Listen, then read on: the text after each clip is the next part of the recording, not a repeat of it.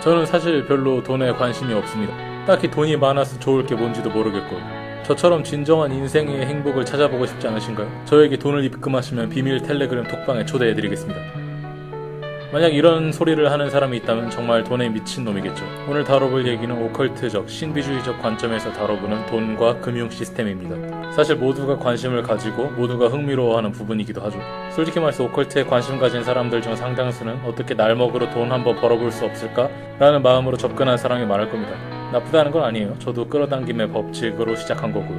우선 우리는 돈, 영어로 머니의 어원을 한번 알아볼 필요가 있습니다. 머니의 어원은 유노 모네타라는 로마의 신이었습니다. 로마 시대에 동전을 주조하던 장소가 유노 모네타 신전이었기 때문에 이곳에서 만든 동전을 모네타라고 부르게 된 거죠. 이 세상 전체와 인간들의 몸과 마음을 지배하는 존재가 로마의 이규신에서 나왔다는 것부터가 굉장히 의미심장하지 않나요? 참고로 유노 모네타는 경고의 여신, 조언자, 여기서 모네레가 조언하다, 경고하다라는 뜻으로 이어지기도 했는데요. 유노는 우리가 잘 아는 그리스 로마 신화의 헤라와 동일시됩니다. 이 헤라는 점성술적으로 개자리와 관련이 있는데요. 개자리는 달이 지배하는 황도 12궁의 유일한 별자리입니다. 또한 헤라는 가정의 여신이기도 하죠. 한마디로 돈이라는 것은 우리 생각보다 훨씬 더 여성적인 에너지고 우리를 이 험난한 세상을 버티기 위한 보호, 부적의 역할을 하고 있다 이겁니다. 또한 우리는 1달러 지폐의 그 유명한 눈깔이 무슨 의미인지도 이 대목에서 알게 되는 거죠. 돈이라는 것이 우리에게 일종의 보안장치, 보안 시스템의 역할을 하고 있다는 걸 알려주는 겁니다. CCTV라고 할 수 있죠. 또한 피아트 머니라는 말이 있는, 그건 명목화폐를 얘기합니다. 암호화폐랑 정확히 반대되는 개념입니다. 명목화폐라는 게 뭐냐면 돈은 그 자체로 의미가 없지만 우리의 신뢰와 권위를 바탕으로 가치를 인정받는다는 개념입니다. 사실 돈이라는 건 우리의 신뢰가 없으면 그냥 아무 가치 없는 종이 쪼가리에 불과한 건 알고 있죠. 이 피아트라는 말은 라틴어로 있을지어다 라는 뜻인데 그 유명한 창세기에 빛이 있으라도 피아트 룩스예요.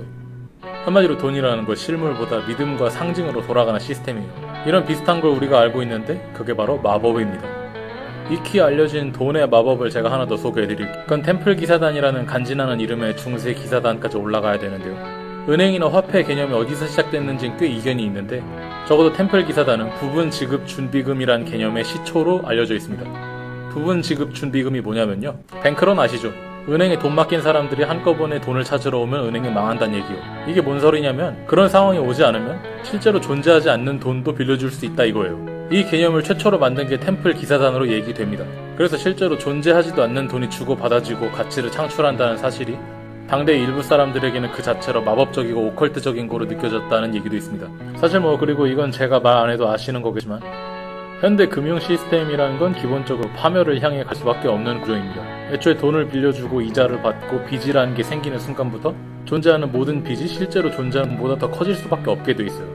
그래서 돈을 계속해서 찍어내게 되고 돈을 가지고 있는 사람들의 돈은 계속해서 줄어들어요. 이렇듯 돈의 가치라는 건 사실 굉장히 상대적이에요. 저라고 돈을 싫어하는 것도 아니고 당연히 많은 돈을 벌고 싶지만 돈이라는 건 일종의 보험, 안전수단에 가까워요. 그렇게 사방을 돈으로 채우고 많은 돈을 가지고 있다는 사실만이 유일한 위안거리인 사람이 있다면 그건 어떻게 보면 우리가 소위 말하는 자유와는 180도 거리가 먼 행위라고 할 수 있어요. 집에 수백 개의 보안장치를 설치하고 어디 갈 때마다 보디가드 수십 명을 대동한다고 생각해보세요. 그게 정말 자유로운 삶이라고 할 수 있을까요? 이상 오늘 돈과 금융 시스템에 대해서 한번 알아봤는데요. 자, 마지막으로 이 얘기를 꼭 하고 싶더라고요.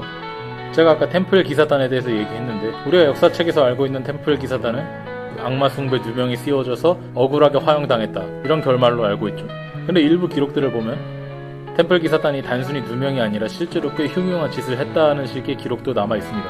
특히 그 유명한 바포메트, 우리가 잘 아는 염소 대가리는 나중에 창작된 거고 실제 템플 기사단의 증언에 의하면 일종의 머리 같은 형태를 만들어 놓고 그것에 신비한 힘을 불어넣은 후 숭배했다 이런 얘기가 있거든요. 만약 템플 기사단이 진짜로 바포메트를 숭배했고 그 바포메트가 정말 흉흉한 무언가였다면, 그리고 앞서 말했듯 현대의 금융 시스템을 만드는데 템플 기사단이 꽤 기여를 많이 했는데 거기에 바포메트라는 흉흉한 존재가 기여를 했다면 어디까지나 추론의 영역이긴 하지만 저는 이렇게 말하겠습니다. 시발 개쩐다.